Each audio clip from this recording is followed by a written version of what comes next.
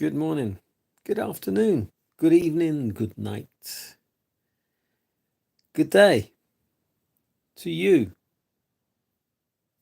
depending where you are in the world. I'm here live in London. I'm doing my nighttime devotion from the devotional called Conflict and Courage. The title for today, Return to God His Own. The scripture reading comes from Genesis 28 verse 22.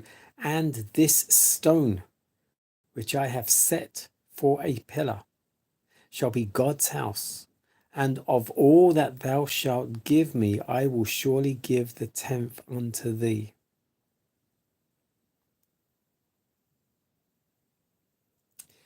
In accordance with the custom of commemorating important events, Jacob set up a memorial of God's mercy, that whenever he should pass that way, he might tarry at this sacred spot to worship the Lord.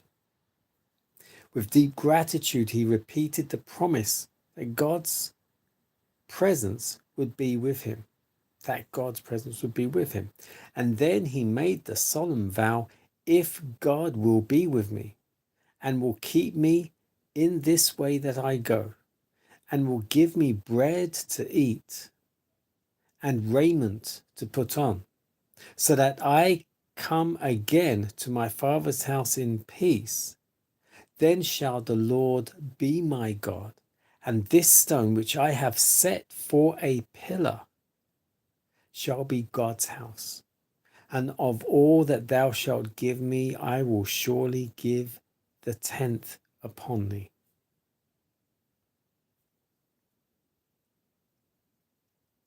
Jacob was not here seeking to make terms with God. The Lord had already promised him prosperity, and this vow was the outflow of a heart filled with gratitude for the assurance of God's love and mercy. Jacob felt that God had claims upon him which he must acknowledge, and that the special tokens of divine favor granted him demanded a return. So does every blessing bestowed upon us call for a response to the author of all our mercies.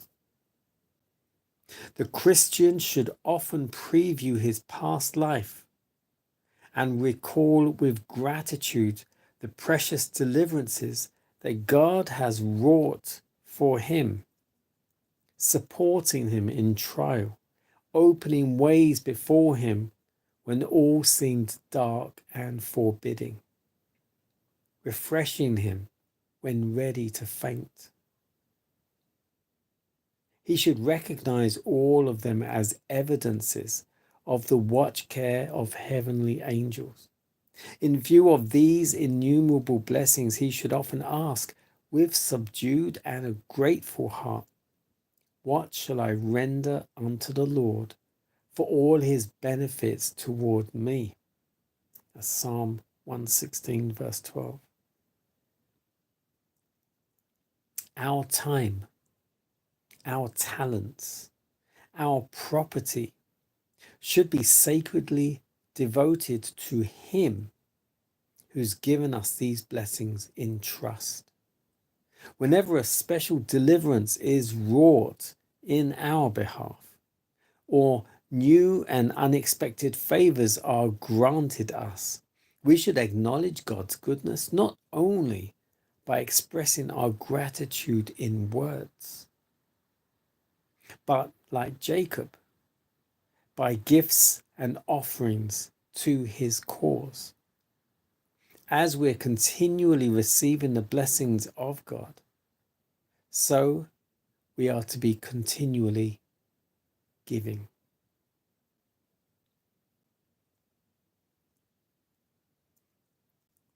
Return to God his own.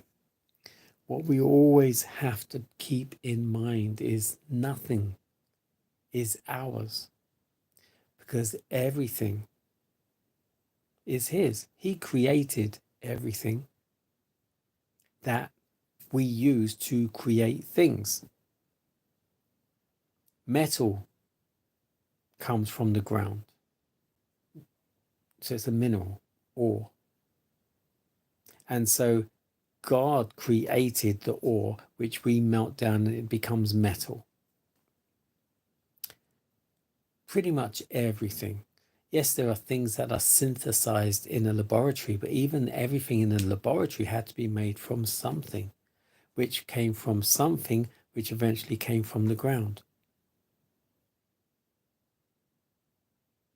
There is nothing we can create without using what was already created.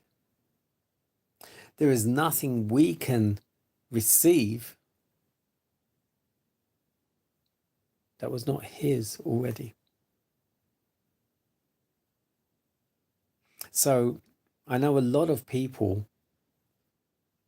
do have this battle regarding this tithe, what we call tithe, or the tenth of everything we get.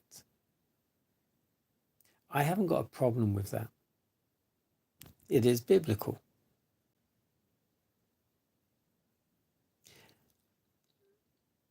I haven't got a problem with offerings because it is biblical.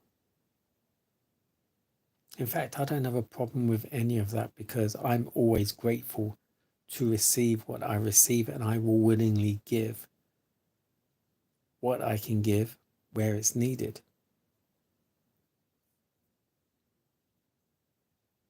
I feel a great blessing to be able to give if someone's in need or if there is a need.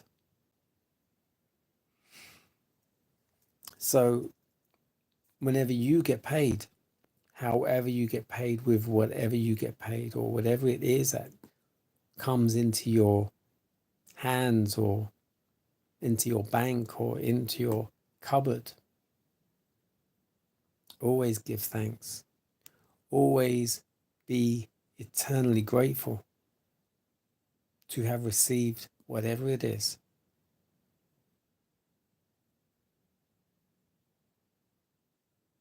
Prosperity isn't just about money.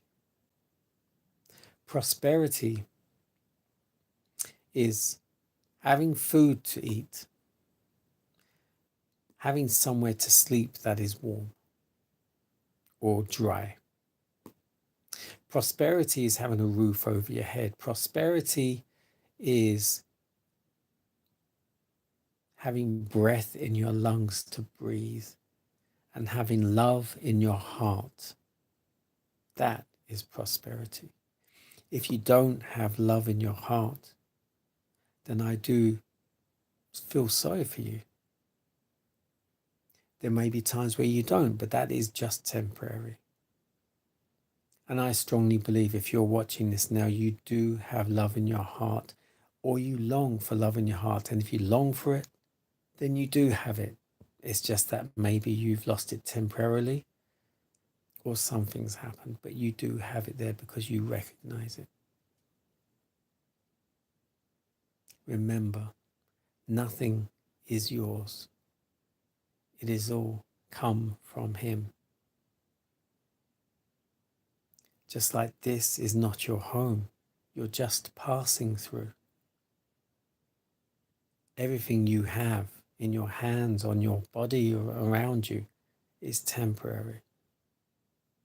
So don't be too comfortable in what you're wearing, in where you're living, in your job, or whatever it is you have around you, because it's just temporary.